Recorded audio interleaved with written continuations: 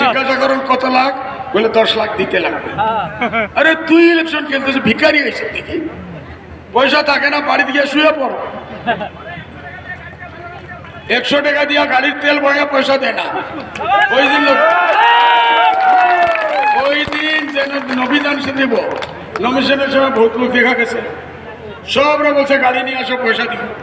যখন পয়সা দেয় নাই, তারপরে নমিনেশনের সময় কেউ নেই, পিছে সব খালি। রকিবুল ভাই, তোর ডাব্বা খালি। আমরা কাজ লাগেনি না লাগে না?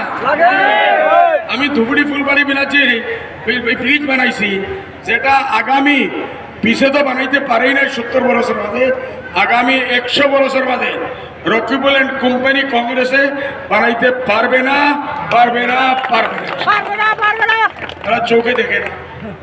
আজমল সাহেব কি করে? আজমল সাহেব তোর মাথা করেছে, যা ধুবড়ি ফুলবাড়ি বে দেখা। আজমল সাহেব কলেজ বানাইছে, যা দেখা। আজমল সাহেব মেডিকেল কলেজ আনছে, যা দেখা। আজমল কলেজে রেলওয়ে আনছে, রেলওয়ে ব্রিজ, যা দেখা। আজমল কলেজ, আজমল সাহেব রূপসী বিমানবন্দর আনছে, গিয়া দেখা। আজমল সাহেব পানির জাহাজ 330 কোটি টাকা দিয়ে আনছে, যা দেখা। বিএন কলেজে 1 কোটি টাকা দিয়া বিল্ডিং চলছে, সাইনের আমি পয়সা দিয়ে দিছি। গোয়ালপাড়াতে 1 কোটি টাকা আমি দিছি। এই আমার ধুবড়ির ডিসি অফিসার কাছে টিবি হসপিটাল আছে, পশা গন মানুষ গেলে আরো বেমারি হয়, আমি 1 কোটি টাকা দিয়ে বানিয়ে দিছি। দিছেন না ভাই? এই কথা তারা দেখবো না, কিন্তু তারা তো আইসে, আপনারা গরিব মানুষ মরছেন, আপনার কফন রাখা আছে।